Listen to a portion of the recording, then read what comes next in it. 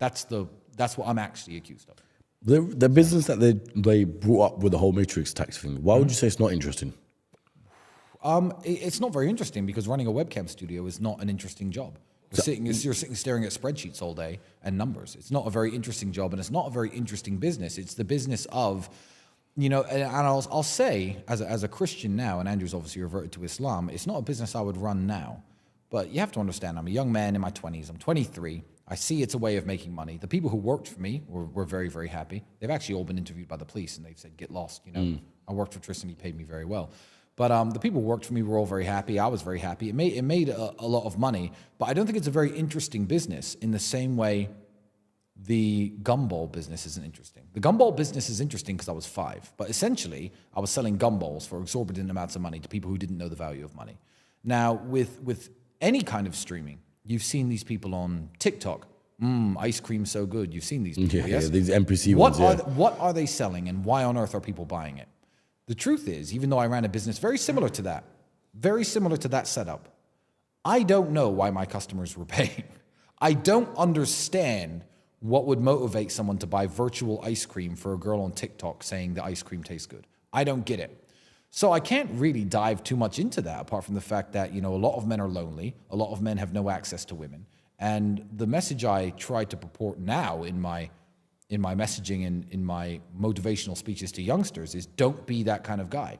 Be the kind of guy who's classy, respectful, wealthy, fit, strong, and you're never going to be buying digital ice cream for a girl on TikTok to lick the screen. That's never going to happen to you. So I steer people away from that. And I'm actually very proud of myself.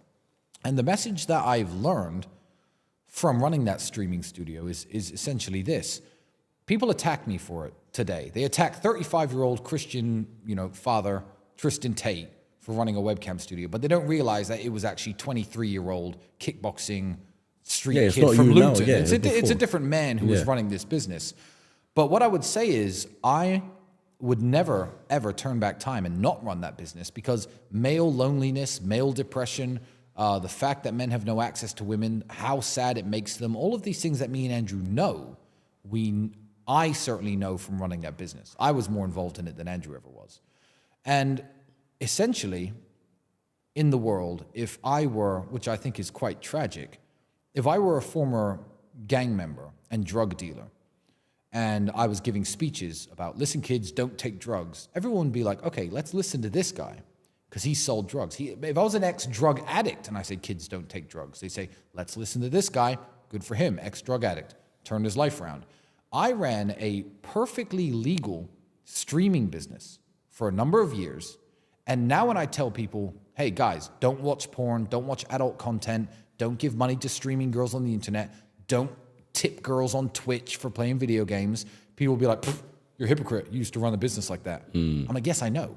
That's why I'm telling you. That's why I'm telling you. Yeah. But it gives me the authority, but people dismiss it flippantly and be like, whoa, that's hypocritical. No, it's not. I think I speak from a position of authority much more than any imam or priest who will say, hey, don't watch girls on the internet and tip streaming girls money. Because I know more than they do what the true nature of the business is like. I have more authority than anybody.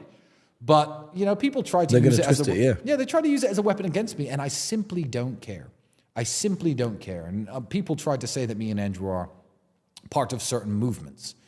I am part of no movement apart from the Tate movement.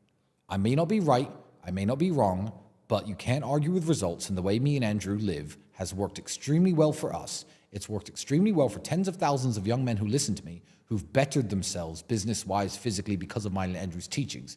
I'm not saying I'm right all the time, but when people try to put me into certain groups, Tristan Tate is a conservative broadcaster because I hold a lot of conservative values. Other people in the conservative space will be like, hey, he's not one of us because he used to run this business where girls got their tits out. And I'm like, I don't want to be part of your little weird club. I never said I was a conservative influencer. You've labeled me that, and then you've said I'm not. I don't give a shit what anyone thinks because I don't put myself into any of these boxes. Red pill, conservative, entrepreneur, but I guess you could call my messaging motivational if you find motivation from it. But some people don't. Some people find the way me and Andrew construct our messaging very annoying, very irritating. I don't motivate some people when I say, listen, you're fat and you're broke. Do something about it. Some fat broke people think, okay, great. Wow, he's right. And some fat broke people think he's mean and turn me off. So maybe I'm not motivational. I don't put myself in any category. So I won't be told what I am and what I'm not from people who do not know me. It's as simple as that. You mentioned something earlier on, about people going on TikTok live saying, ice cream's so nice. Yeah. And that's the day and age we're living in now, right? Uh-huh. So we've gone from a time where people like yourself are going from a time of hustling in McDonald's, preference manager, or selling PVC, selling windows, to now people making money on TikTok by doing stupid shit. Yes. What's your opinion on today's generation and how they make their money? Loads of people, look, every single tool throughout human history that can be developed can be used positively or negatively. Right now, it's the big argument about AI. Oh, is AI going to take over the world? Is it going to control the weapons and the tanks in the future? But obviously, there are massive, massive positive implications of AI, self-driving cars and things like that. But you could go back to the Bronze Age and say, hey, let's stay in the Stone Age, because if you make bronze swords, someone's going to get hurt. And you could halt human, I guess, intellectual evolution, let's call it, by stomping down on ideas. Now the internet is around. A lot of people are using it to do amazing things.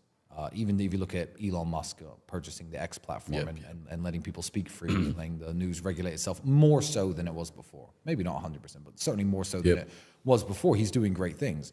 And then you see people eating imaginary ice cream and buying girls imaginary ice cream on the internet, and you're like, well, this is stupid. I think that whatever tool you give somebody, it's down to them, and I guess the forces around them, to make the most positive use out of it. I feel like the internet is so incredibly powerful. If you're making money using the internet right now. Yeah. So there are young men like you, 27 years old, using the tool of the internet and actually putting out content that benefits people, that people learn from. Maybe you're learning yourself as you grow and as you speak to people like myself and like my brother and all the people you interview.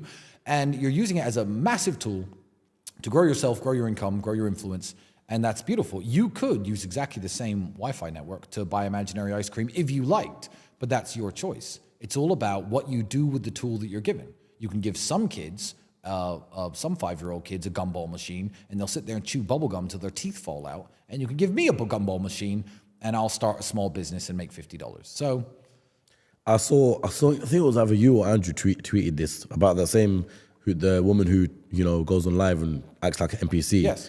She makes $7 or $8 grand a day. Yes. So I think the way one of you guys put it on Twitter, she did nothing wrong. She did nothing wrong. That's what I said. And you're letting this person beat you in life. Basically. Exactly. A person who's going on TikTok live, acting like emojis, is beating you in life. Yes, 100%. And Andrew said that. My main point was, why is everyone hating on her?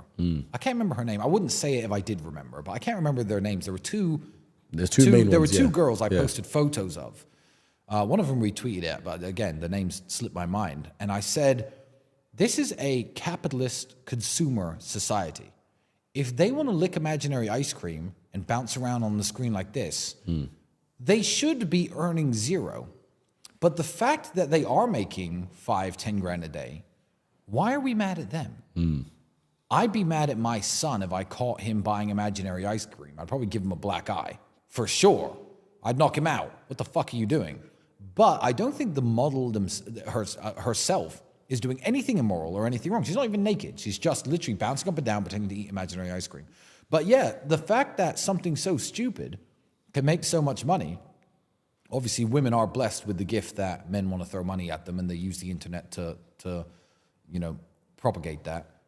I would say, as a young person, if you're wasting your time on the internet playing video games or watching nonsense streamers or clowns or people who have nothing to teach you, then yeah, you need to find a better use for the internet, because there are girls that, neither of them were even hot, by the way. They were both like 5s. One was a 6, one was a 5. I can't remember their faces exactly, but yeah, how on earth are you letting these people make 20 grand a month from the internet and you're still happy with zero? I don't get it. It don't make no sense. No, it doesn't make any sense. How can you watch that and understand the money that's being made and you still be happy making zero money? using the greatest communication tool that's ever been developed in human history. Yep. I don't understand it.